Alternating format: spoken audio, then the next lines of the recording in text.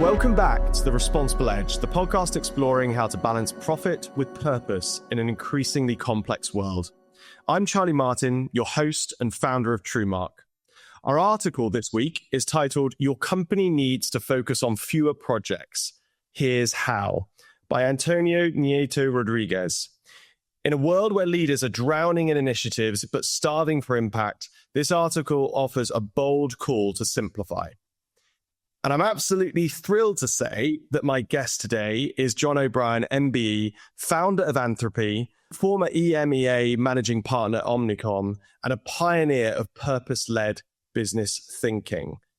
John, it's absolutely brilliant to have you on the show this morning. Thank you so much for giving up some of your time. Charlie, wonderful to be here. Thank you for inviting me.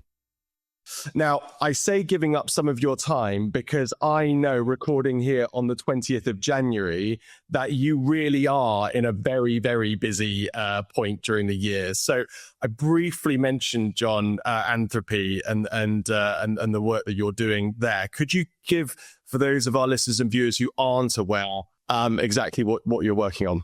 Absolutely. And thank you for the opportunity. So Anthropy is now the UK's largest leadership gathering of leaders who are looking at the longer-term future of Britain and the organisations that are concerned about that. I created it as part of the post-pandemic sort of output, really. I got very concerned about how Britain would rebuild both economically and socially after all the implications of that period. That was at the time when I was at Omnicom. But this seemed to resonate with a huge number of people in my audience. So we now have over 2,000 delegates. We run 230 one-hour sessions over 3 days. We have over 600 speakers. And we hold it at the unique location of the Eden Project in Cornwall, which, for those that may not know it, is an extraordinary set of biomes and environmental and regeneration education visitor experience. So we actually have our sessions running in things like the rainforest, in the Mediterranean, etc. And it makes for a very different type of gathering. We are about to launch the agenda at the 5th of February. So there's a lot of activity bringing all these speakers and all that content together.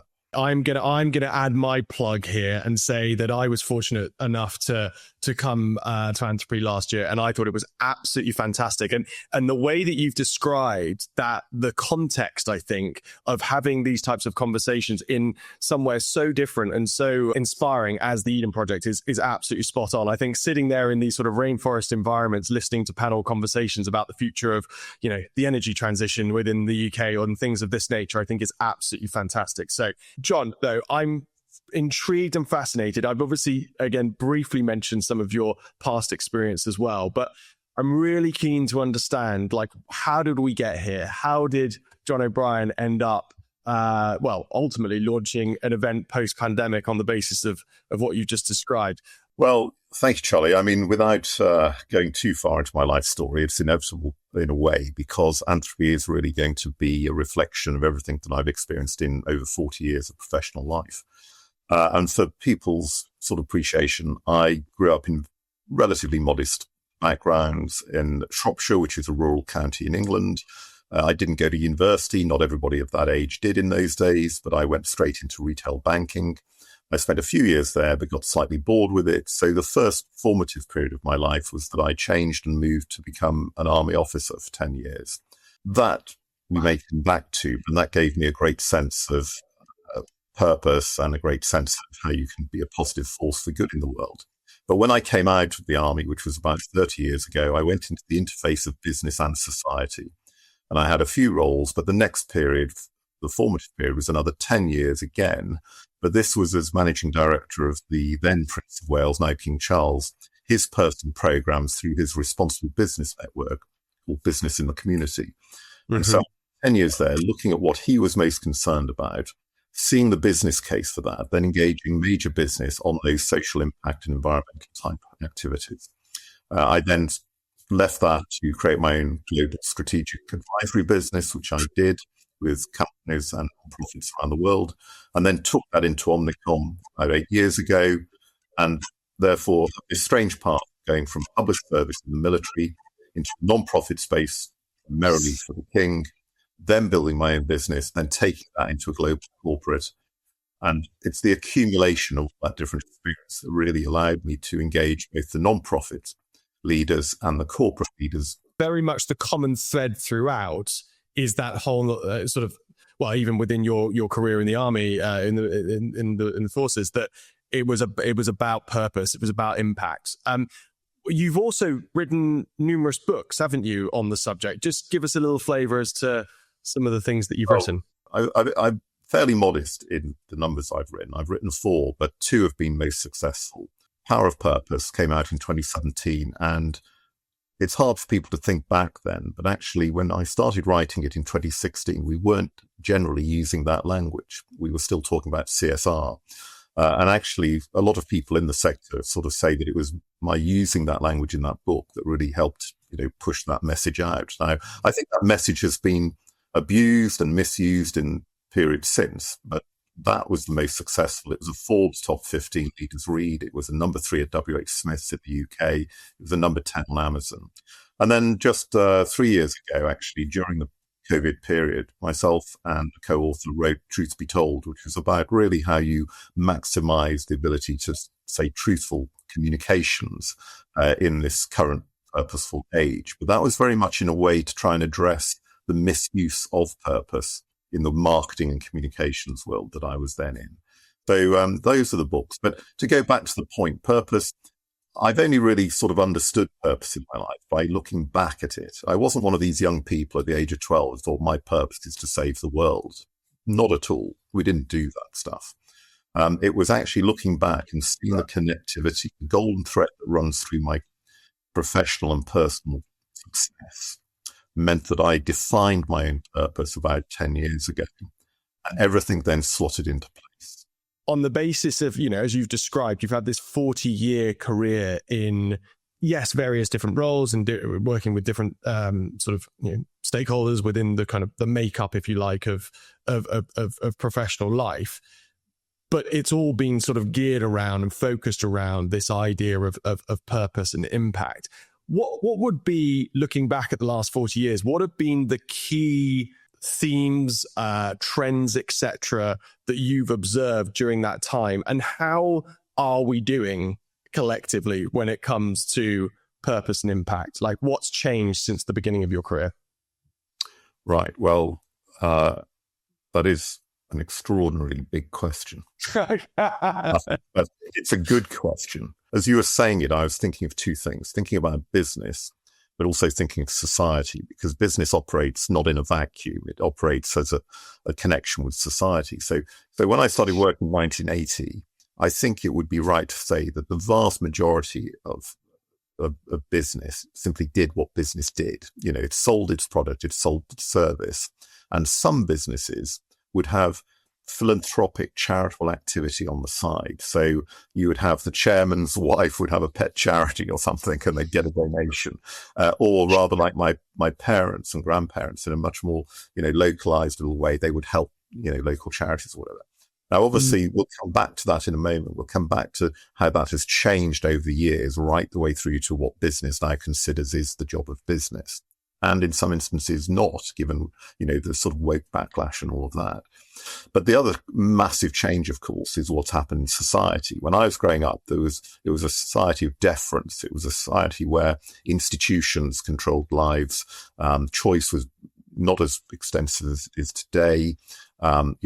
Discipline, things of that kind from schools, et cetera, was extraordinary. You never disrespected a teacher or a police person or whatever the case may be. All of that has changed. So through the explosion of the 60s and 70s, all that deference, and I'm not saying we want that back, I don't think we do, but all of that changed the way in which the individual in society thinks about what their rights are, what their abilities are, what their options should be. And I think, therefore, what's happened is that certainly in the last 20 years, elevated further, we have seen a real shift with particularly a younger generation coming through and saying, okay, I've got so much time to do, to give through my life. Am I going to do it in a business? Am I going to do it in a charity? Am I going to do it as a campaigner? Am I going to join, an institution? People are much more nuanced around how that institution they're going to give their time to will match their own aspirations for a purpose. Now, one caveat I'll put on that is that is not true for everyone in our society. We have massive areas of huge economic deprivation and lack of opportunity. So this is for a very, what I say is the sort of privileged middle class Britain, where young people can have that choice and we can have that choice. But we must never forget that a lot of young people in this country don't have that choice. So it's not empowered in exactly the same way. But generally, society is now much more about the individual and what are the choices I'm going to make about this, where I put my time. And on the flip side, that's had to transform the expectation of society in that and many other ways, has transformed the way in which business operates. When I first came out of the army, we used to talk about CCI, corporate community involvement. Mm. That was basically, we will put some of our people to go and paint the local community centre. We will engage in that way. And then it evolved basically into what was CSR, corporate social responsibility.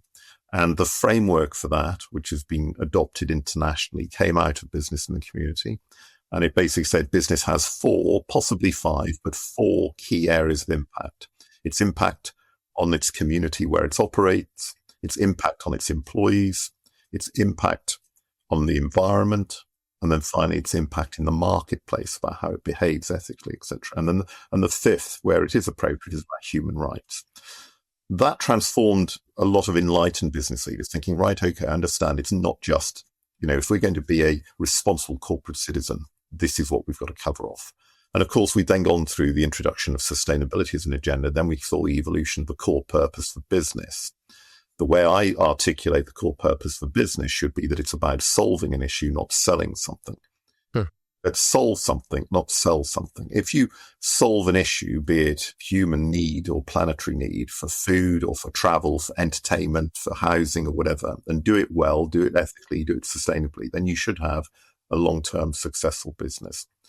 But that is a huge, I say it's huge. We've got 30, 40 years of evolution there where business has had to respond to societal demands.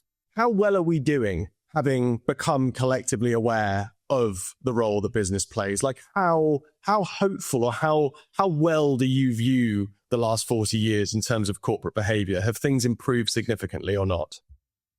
So I think we need to talk about general trends, and then we talk about specifics and the outliers and things like that. So I think generally, talking from this country's perspective, but internationally slightly different, but talking from this country's perspective, I think that we are on a trajectory of progress, and that's good progress. And you've seen over the years, for example, lots of new initiatives meeting a desire from people in business to actually continue the thinking and evolve. So in the UK, we had Blueprint for Better Business. We've had the B Corp movement come over from the US and has expanded. These are all to support people in different roles in business, either as a founder or a family business or whatever, to look at how they can build longer term success in their businesses fundamentally, but to drive performance both externally in the marketplace and internally from its people through a clarity of purpose. And I think that's all fantastic progress. And aligned with that, we also mustn't lose sight of the fact that there has been over successive governments, both Conservative and Labour and coalition, legislation to raise the bar on things like environmental impacts, employee welfare, etc., etc. But of course, I would say that the bar should always be the minimum expectation on business. The requirement of leadership in business now should be to exceed that, to be the best. They want to be the best business. They should be the best in its impact across all the areas that we've mentioned. But I think generally that is in the right direction. I don't think we're going back to the Milton Friedman, there's only one stakeholder and that's the shareholder. We're not going to revert to that. Although, of course, there are outliers that think in those terms. And the only thing I will finish by saying, which does worry me slightly, is, and it's all part of the same pot, it's what I would call almost the entertainment aspect of business. So you have so-called business shows like Dragon's Den, Shark Tank, or The Apprentice, for example, things like that. And they are so remote from the reality of business And then on the flip side, you've got social influences, etc., who are driving this perception that you can basically the point of success and the point of business is simply to make money so that you can have a glamorous lifestyle. So it doesn't matter what you do. So if it's immoral, if it's unethical, if it abuses people, if it destroys the planet, doesn't matter. Come on, we can do it. We're the great entrepreneur. And, we're the deal maker, etc. And you can see where some of that sentiment's coming from. But it's also sort of a counterculture, I think, that's being driven by a certain social media type of activity as well. And that I think we have to be wary of. I think what you've got here is we have no shortage in society of incredible entrepreneurs doing fantastic things in their businesses, often founders that I've come across through Anthropy and elsewhere, who are passionate about being a force for good and a business for good. And they are making wealth for themselves and their other stakeholders, their employees, etc. But they're making good business in all the senses of the word.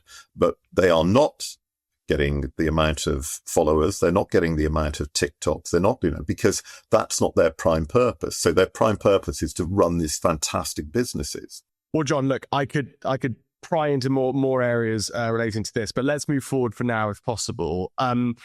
Would you mind starting by just introducing and summarizing the article that we're going to be discussing this week for our listeners, and then perhaps just picking out from it whatever you thought was most interesting or noteworthy in the piece itself?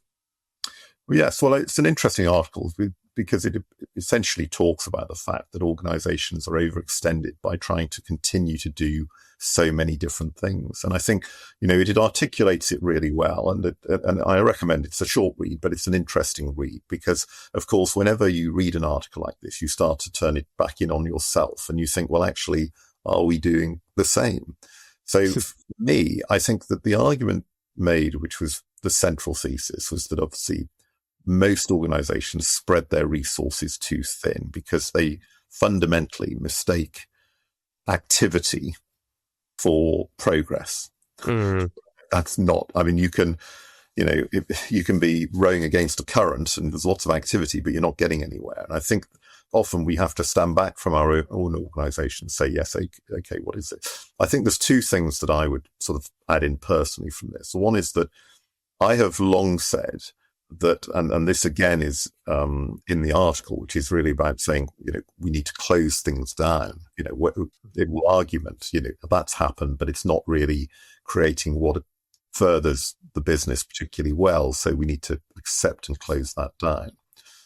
It talks about the fact that there's a sort of challenge because we as leaders attach, I suppose, emotional and reputational value to keeping things going.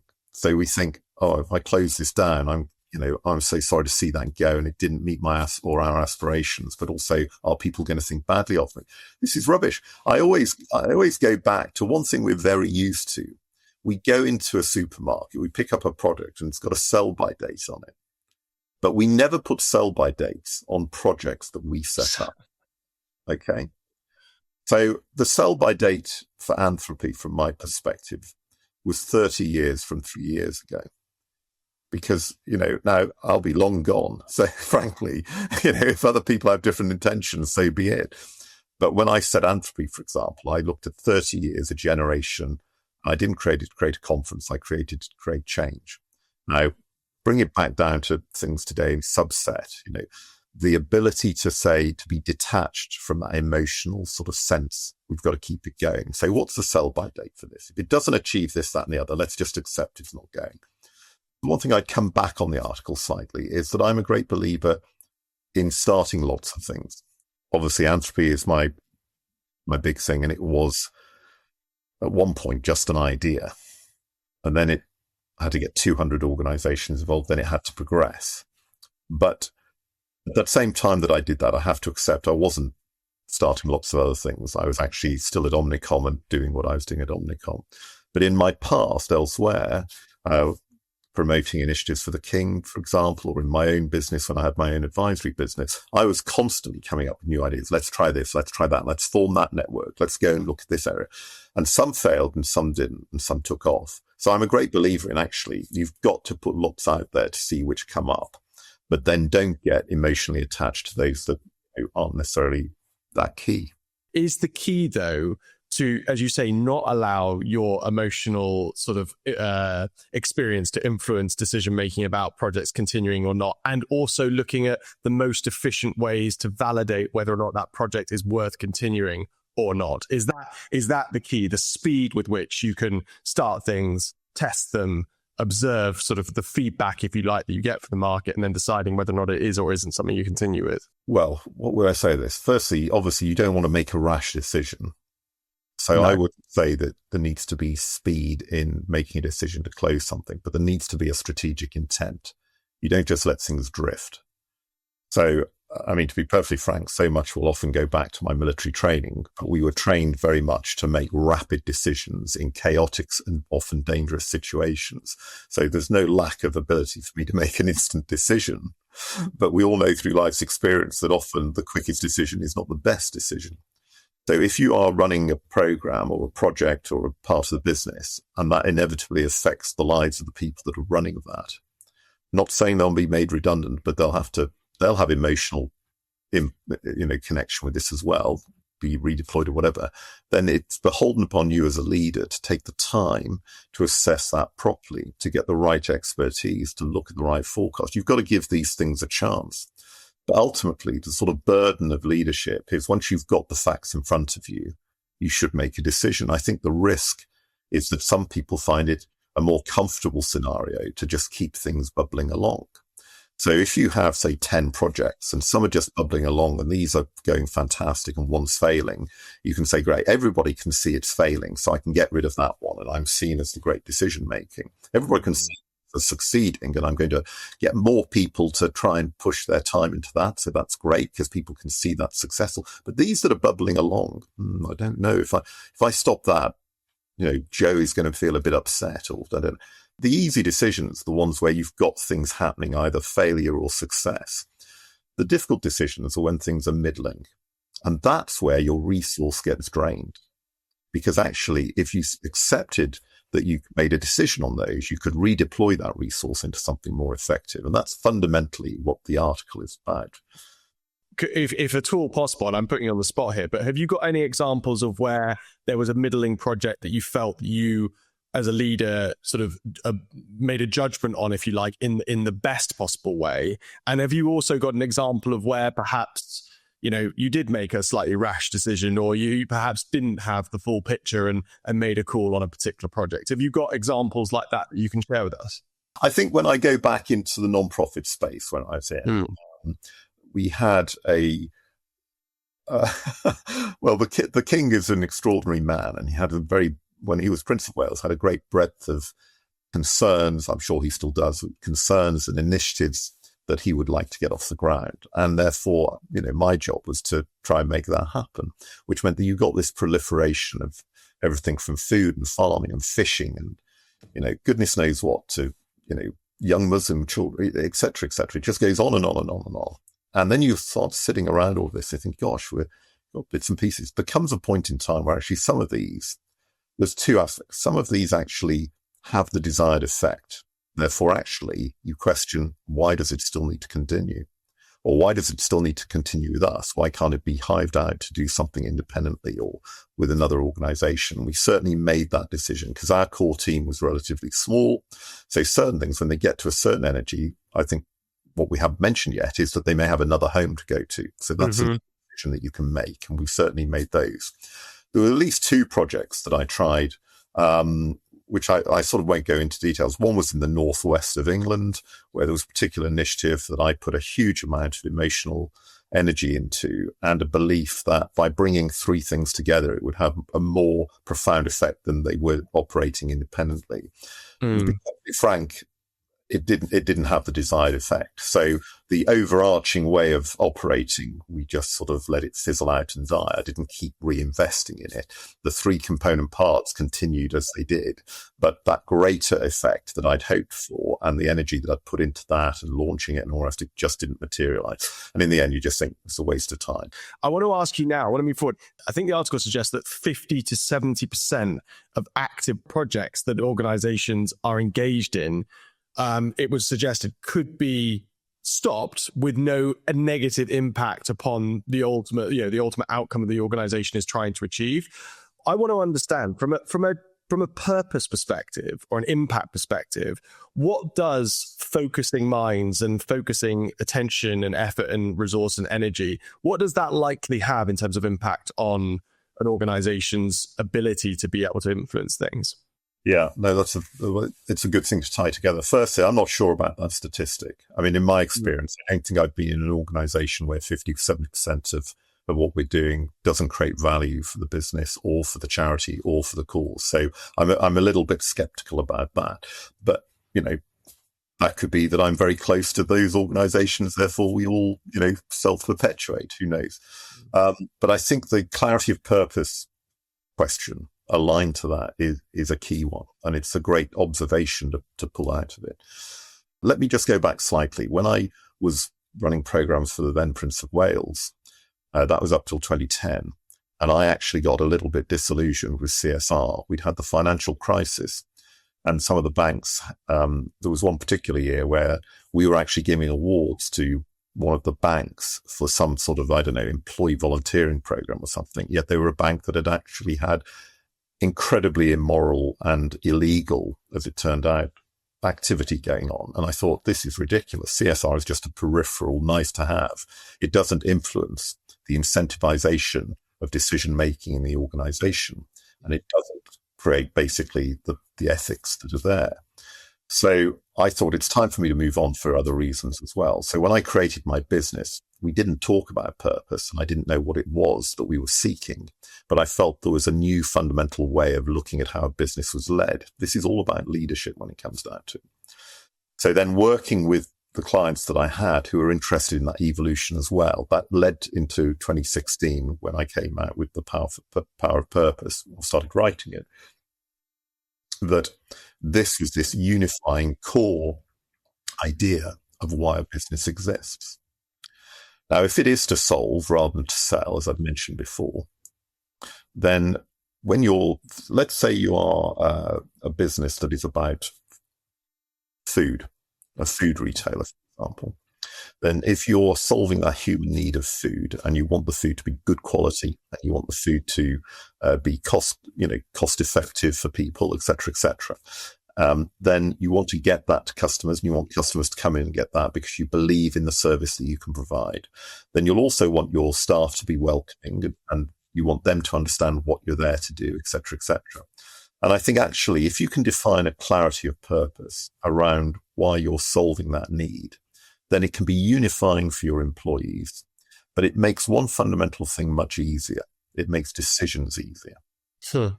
Because your decisions need to be on that purpose. So, for example, if I was just selling food, I'm not talking about big supermarkets, they've got a different approach to this, but if I was a grocer's, for example, food, somebody rolls up and says, "Oh, John, I can do you a fantastic deal on these electric cars from whatever, and you've got car parks, so park them there, and you sell cars as well." And you think, well, hang on a minute, that's not on my purpose. It's not on my purpose. It might be a different business opportunity around that, but it's not on the purpose of my business, which is providing quality food at good prices, et cetera, et cetera. So the decision is very simple. No, I'm not interested for John's supermarket. I might be interested in John's car sales business, which I'm just about to open up. But it also means that most importantly, if you're the boss, you can have that clarity. But what's important is when you've then got not just one store, but you've got 20 across the country and you've got store managers there. The store managers then have to think, is this decision I'm being asked to do by my local council, whatever, clear with my purpose? You don't want them to come back up to you to ask a question. You want them to know the purpose of the business so well. You also then want the person on the till to know that business. So let me give you an example. I worked with Walgreen Boots in my own agency, and obviously Boots in the UK, if you go down a high street, over the door, it's got a certain sign, but actually their purpose is to help people lead, well, it certainly was when I worked with them, help people lead a happy and healthy life. Great. Actually, when you walk down the street, I never got them to change this, unfortunately, although I advocated it. When you walk down the street and see a Boots, it doesn't say health and happiness. It says health and beauty. Now, that's not really, to me, on the line of purpose.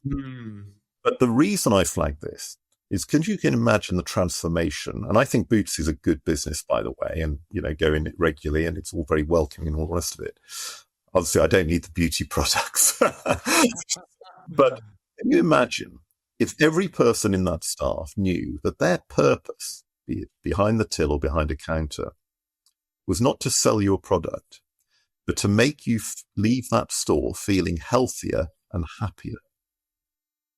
And if I was walking down the street and thought, God, I feel a big lump today, where do I go? I'm going to go to Boots because they'll make me feel happy in some shape or form. That is transformational for that business and how people are motivated.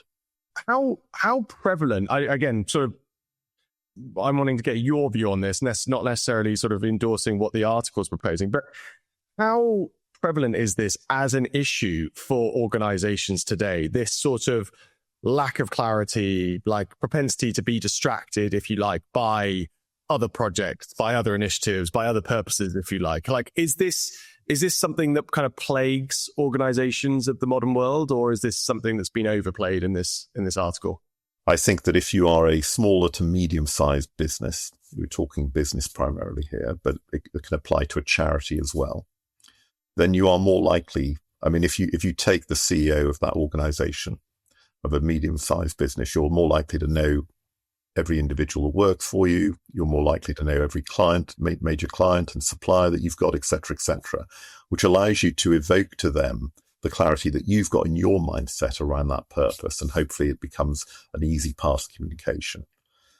I think the bigger that you get, the harder it gets to ensure that everybody both understands and then plays along and gets into it. And I think that the worst thing, which is part of the comms communications sector's challenge to itself now, I think, is that I've been into big businesses where I can walk through corridors where their purpose is on a poster, or I've been in one company, an American bank years ago, where it was literally on every door. It was above the doorway in very smart, they must have spent a fortune, very smart letters, sell that every day. And I don't think that actually meant people saw it or understood it. I think it was just something subconsciously there. I bet if I'd asked most of the people, they wouldn't have been able to tell me. And then I'd have gone, well, what about that there? And oh, right, yes, that's what it is. You know what I mean? So actually, the risk is it just becomes something that lots of money is spent with creative agencies like my own in the past to come up with a nice tagline, and it's put out on everything.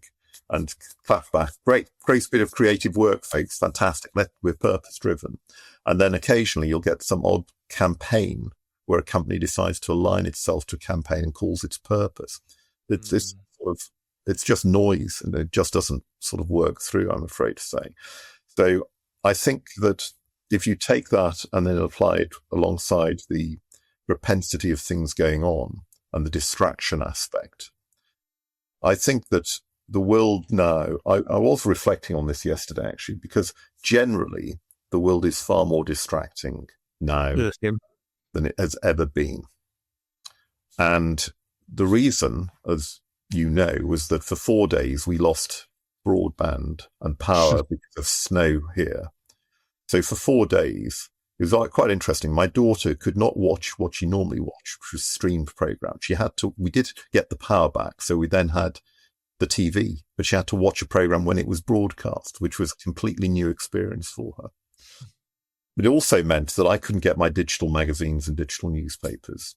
We weren't listening, it reduced the distractions. And actually, even though it was quite pressureful in terms of work, the lack of wider noise and lack of wider distractions actually was incredibly helpful. I could concentrate more so. So I think that's the same in business. I think generally the world is more distracting. And now business people are distracted. So we have Davos this week, and everything is channeled with Davos stuff going on. I'm not sure what any of it means, but what I'm sure it means is that it's just a distraction for actually doing the business. Here, John. Here. A point very well made, and I think you're absolutely spot on from we now live in such a noisy world, and it's natural that that's going to influence and impact upon the leaders of the organizations that we're kind of alluding to.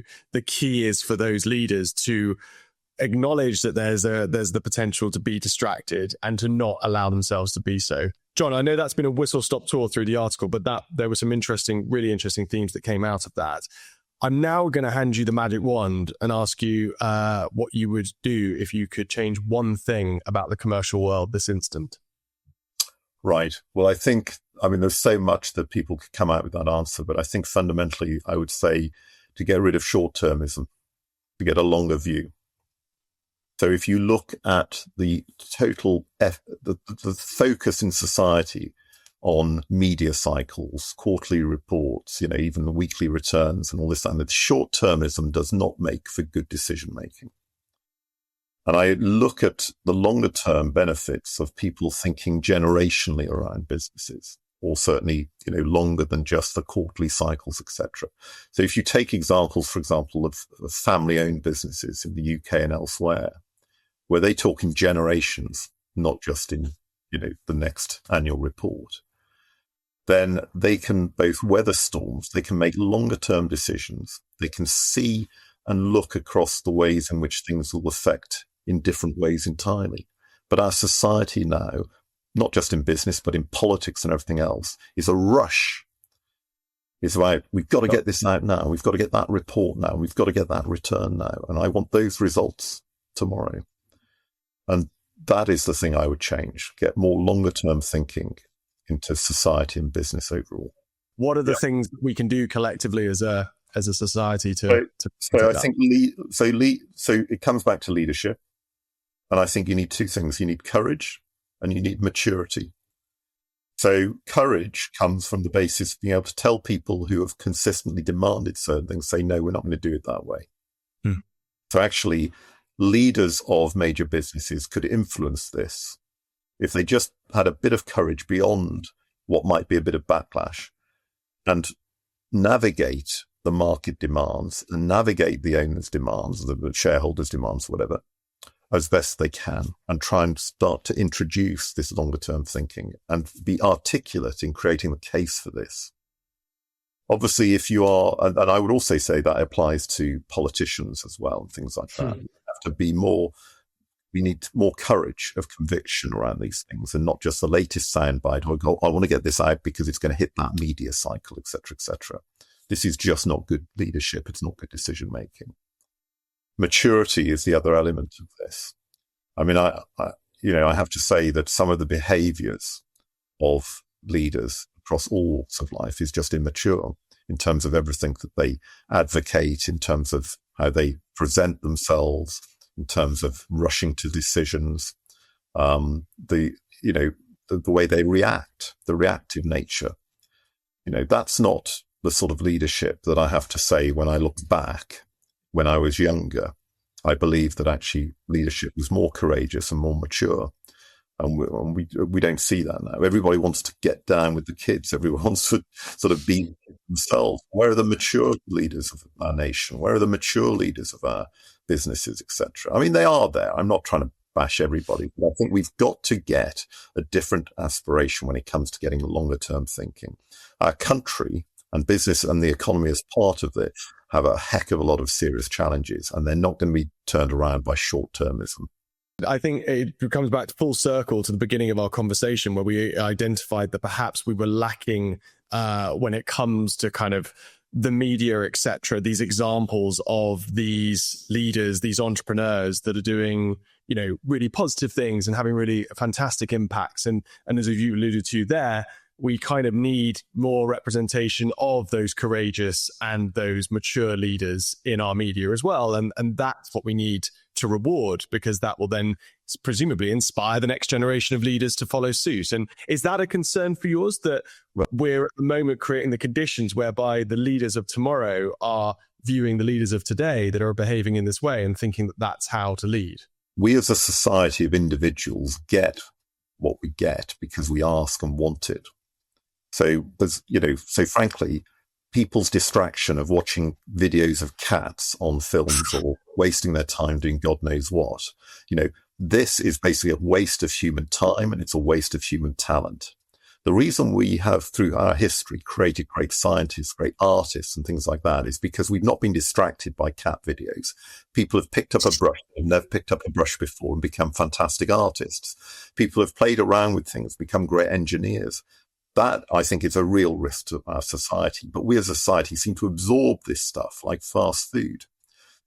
So I think that's the challenge. On the flip side, though, what I would say is that at Anthropy, if I go back there, 10% of our 2,000 plus attendees each year are classified as emerging leaders. They come through a bursary scheme. They're between the age of 18 and 30. They're recommended by organizations, businesses, charities, social entrepreneurs, etc., because they are showing and doing something exceptional now in terms of their leadership of a program or what they do outside their work or whatever. And to be frank, every year I'm most inspired by what I see and hear of them. So I have great confidence in the leaders of tomorrow, which are those that are emerging today. And I also, of course, have, I'm not damning all business leaders. Of course, all the leaders that come to Anthropy are the best of business leaders. That's Anthropy, So, of course, the people I know are exceptional. But what I also do, just to put it in context, is we have intergenerational sessions at Anthropy where we bring emerging leaders and established leaders. So we're talking knights and dames and big corporate leaders in their 60s and 50s. And we bring these younger people together, and we put them on a panel together, and we get them to debate and discuss the future of this country. And those, again, are some of the most fascinating things. But I have great confidence in the future generation. There's no two ways about that. And I think that actually, in a way, they are looking, yes, for their inspirational role models, but they're also looking amongst themselves as well, which I think is really encouraging. John, what a brilliant place to end with a very subtle plug, might I say, for being inspired by the next generation of leaders at Anthropy 2026. John, it's been an absolute privilege to have you on the show this morning and to interview you for the show. Thank you so much for giving up some of your time. I hope you've enjoyed yourself. Privilege has been mine, Charlie. Thanks so much. It's been really interesting. And see you at Anthropy. And that's all for today's episode of The Responsible Edge. A big thank you to John O'Brien for joining me on today's show. As a reminder, this episode was brought to you by TrueMark, the mark of trusted communications. Visit truemark.com to learn more. I'm Charlie Martin. Thanks for listening. And don't forget to subscribe, share, and leave us a review. See you next time.